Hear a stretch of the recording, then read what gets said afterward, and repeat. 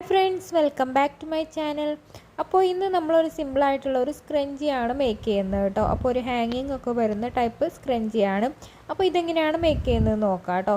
അപ്പോൾ ഞാനിവിടെ സാറ്റിൻ്റെ ക്ലോത്ത് അതേപോലെ നെറ്റ് ഫാബ്രിക്കുമാണ് എടുത്തിട്ടുള്ളത്. സാറ്റിൻ്റെ ക്ലോത്ത് നമ്മളൊരു 3 ഇഞ്ച് വീതിയിലും 26 ഇഞ്ച് നീളത്തിലുമാണ് എടുക്കുന്നത് കേട്ടോ. അപ്പോൾ ഇതൊന്ന് കട്ട് ചെയ്തെടുക്കുന്നുണ്ട്. ഇനി നമുക്ക് ഇതിൻ്റെ രണ്ടറ്റവും ഒന്ന് കൂട്ടി യോജിപ്പിച്ച് കൊടുക്കാം കേട്ടോ. പിന്നെ നെറ്റ് ഫാബ്രിക് നമുക്ക് എത്രത്തോളം ഹാങ്ങിങ് വേണോ അതിനനുസരിച്ച് വേണം എടുക്കാൻ. അപ്പോൾ ഇനി എങ്ങനെയാണ് സ്ക്രഞ്ചി മേക്ക് ചെയ്യുന്നത് നോക്കാം കേട്ടോ. അപ്പോൾ തയ്ച്ച് വെച്ചിട്ടുള്ള ഈ തുണി നമ്മൾ ഇതേപോലെ ഒന്ന് യോജിപ്പിച്ച് പിടിച്ചിട്ട് ഒന്ന് ഫോൾഡ് ചെയ്തെടുക്കുക. എന്നിട്ട് താഴ്ഭാഗത്തെ പീസ് നമ്മൾ ഇതേപോലെ ഒന്ന് യോജിപ്പിച്ച് വെക്കുക കേട്ടോ. ഇതുപോലെ ഒന്ന് യോജിപ്പിക്കുക. എന്നിട്ട് നമ്മൾ ഇവിടെ മുതലൊന്ന് തയ്ച്ച് തുടങ്ങാം കേട്ടോ. ഇത് മുഴുവനായിട്ട് നമ്മൾ തയ്ച്ചെടുക്കണം. അപ്പോൾ ഇതിൻ്റെ ഉൾവശത്തെ ഒരു പീസ് ഉണ്ടല്ലോ, ഈ ഒരു പീസ് നമ്മൾ ജസ്റ്റ് ഇതേപോലെ ഒന്നിങ്ങനെ വലിച്ച് വേണം ഇത് മുഴുവനായിട്ടും തയ്ച്ചെടുക്കാൻ വേണ്ടിയിട്ട് കേട്ടോ.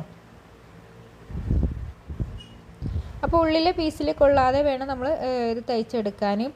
അപ്പോൾ നമ്മളിത് ചെറിയൊരു ഗ്യാപ്പ് ഇട്ടിട്ടുണ്ടായിരുന്നു. ആ ഗ്യാപ്പിലൂടെ നമ്മൾ ഉൾവശത്തെ പീസ് നമ്മൾ പുറത്തേക്ക് എടുക്കുകയാണ് ചെയ്യുന്നത് കേട്ടോ.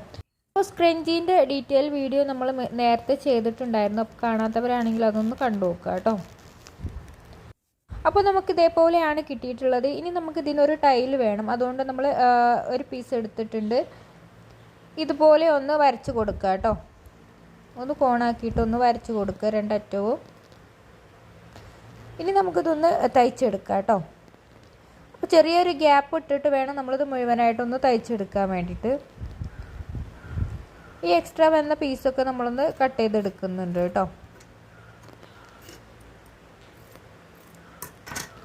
ഇനി നമ്മൾ ഇവിടെയാണ് ഗ്യാപ്പ് വന്നിട്ടുള്ളത്. ആ ഗ്യാപ്പിലൂടെ നമ്മൾ ഇതിൻ്റെ ഉൾവശം നമുക്കൊന്ന് പുറത്തേക്ക് എടുക്കാം. അപ്പോൾ ഇതാ ഇതുപോലെയാണ് കിട്ടിയിട്ടുള്ളത്. ഇനി നമുക്കിതൊന്ന് അയൺ ചെയ്തെടുക്കാം കേട്ടോ. ഇനി നമുക്ക് ഇതൊന്ന് മേക്ക് ചെയ്തെടുക്കുക. അപ്പോൾ ഞാനിവിടെ സ്ക്രഞ്ചീൻ്റെ എലാസ്റ്റിക് എടുത്തിട്ടുള്ളത് 8 ഇഞ്ചാണ് കേട്ടോ. 8 ഇഞ്ച് നീളത്തിലുള്ള സ്ക്രഞ്ചി എലാസ്റ്റിക് എടുത്തിട്ടുണ്ട്. ഇനി നമുക്കിതൊന്ന് കോർത്തെടുക്കുക. രണ്ടറ്റവും കൂടെ ഒന്ന് കൂട്ടി കെട്ടി കൊടുക്കുക കേട്ടോ.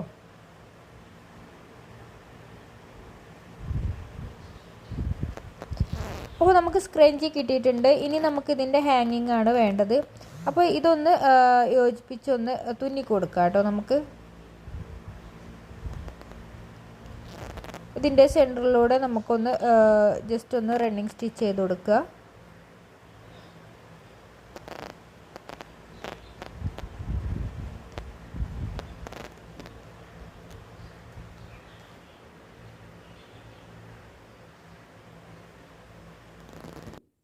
ഇനി നമുക്ക് നേരത്തെ തയ്ച്ച് വെച്ചിട്ടുള്ള സാറ്റിൻ്റെ ക്ലോത്തിൽ ചെയ്തിട്ടുള്ള ആ ഒരു ടൈൽ ഇതിൻ്റെ കൂടെ തന്നെ ഒന്ന് തുന്നി കൊടുക്കുക കേട്ടോ.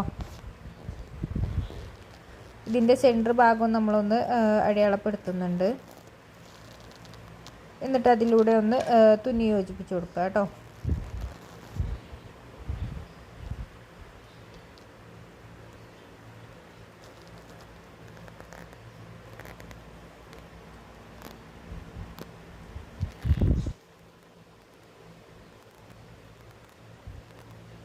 ഇനി നമുക്കിത് സ്ക്രഞ്ചിയിലൊന്ന് യോജിപ്പിച്ച് കൊടുക്കുക. അപ്പോൾ നമ്മൾ ഒരു ഗ്യാപ്പ് വന്നിട്ടുണ്ടായിരുന്നല്ലോ ഇലാസ്റ്റിക് ഇടാൻ വേണ്ടിയിട്ടുള്ള, ആ ഒരു ഗ്യാപ്പിലൂടെ വേണം നമ്മൾ ഇതൊന്ന് തുന്നിയെടുക്കാൻ വേണ്ടിയിട്ട് കേട്ടോ. ഒരു ഗ്യാപ്പ് കാണാതിരിക്കാൻ വേണ്ടിയിട്ടാണ്. അപ്പോൾ അവിടെ തന്നെ നമ്മളൊന്ന് ഇതൊന്ന് യോജിപ്പിച്ച് കൊടുക്കുക.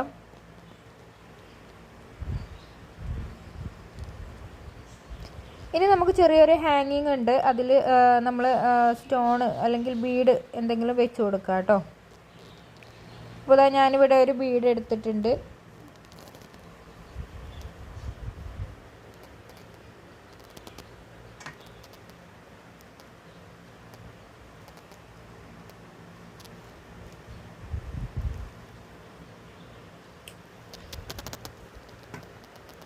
അപ്പോൾ ഇങ്ങനെയാണ് കിട്ടിയിട്ടുള്ളത്. ഇനി നമുക്ക് ഇതൊന്ന് ഒരു ഹുക്കിൽ കോർക്കാം കേട്ടോ.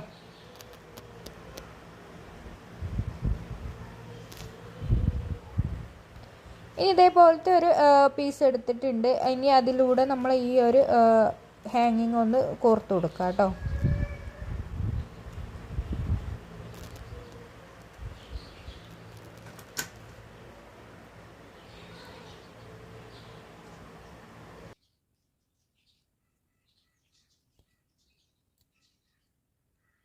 ഇതിൻ്റെ സെൻറ്ററിലായിട്ട് ഇതൊന്ന് കെട്ടി കൊടുക്കുക കേട്ടോ.